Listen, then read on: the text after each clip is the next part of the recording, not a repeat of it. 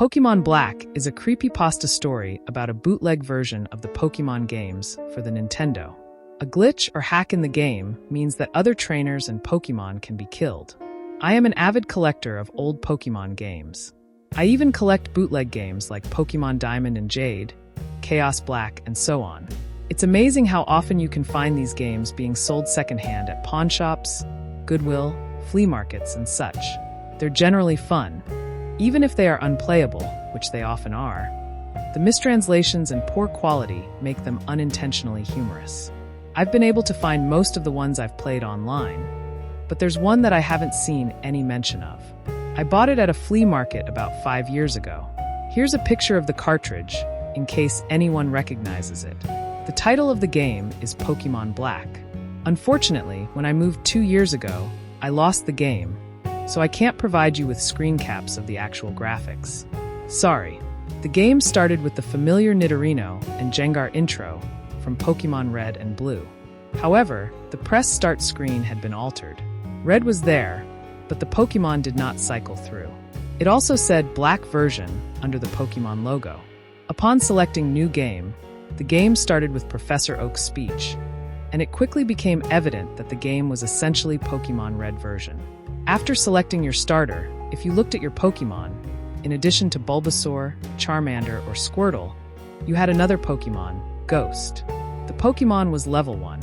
It had the sprite of the ghosts encountered in Lavender Tower before obtaining the Sylph Scope. It had one attack, Curse.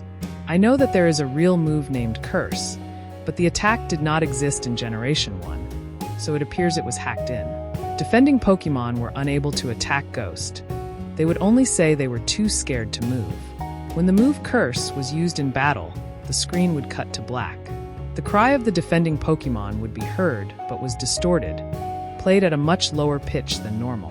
The battle screen would then reappear, and the defending Pokémon would be gone. If used in a battle against a trainer, when the Pokeballs representing their Pokémon appeared in the corner, they would have one fewer Pokeball. The implication was that the Pokémon died. What's even stranger is that after defeating a trainer and seeing Red received $200 for winning, the battle commands would appear again. If you selected Run, the battle would end as it normally does. You could also select Curse. If you did, upon returning to the overworld, the trainer's sprite would be gone.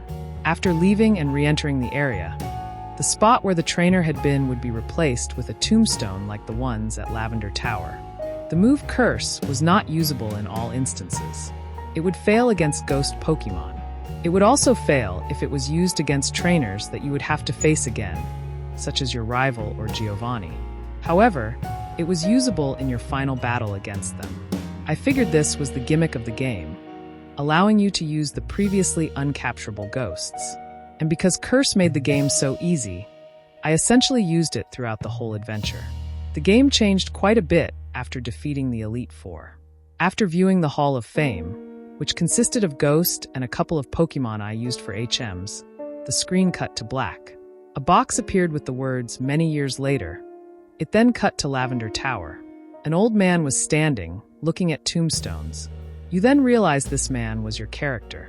The man moved at only half your normal walking speed. You no longer had any Pokémon with you, not even Ghost, who up to this point had been impossible to remove from your party by depositing it in the PC. The overworld was entirely empty. There were no people at all.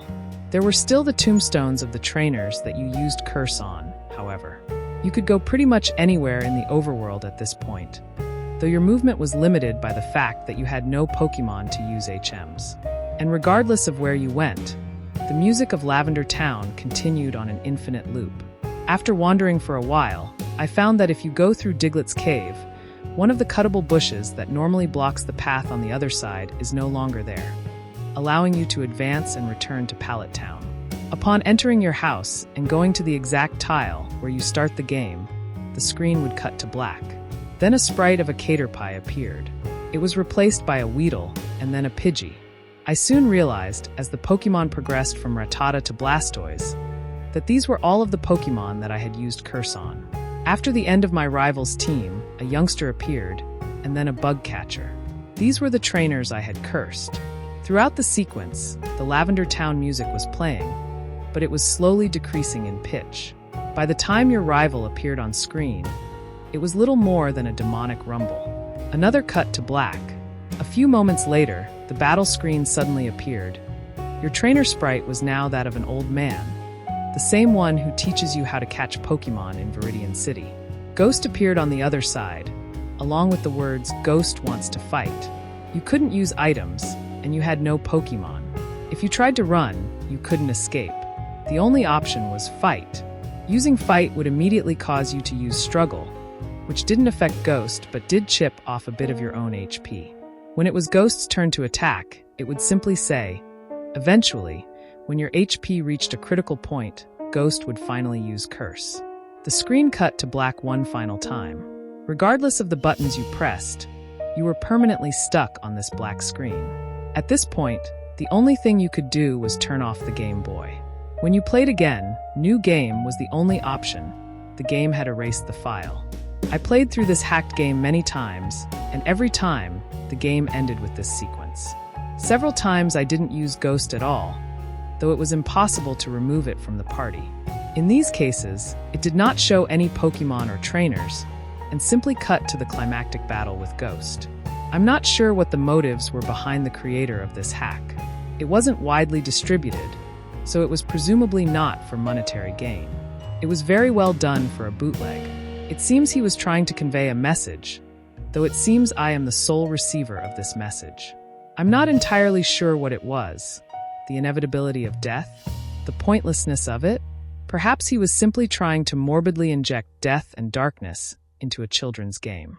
Regardless, this children's game has made me think, and it has made me cry.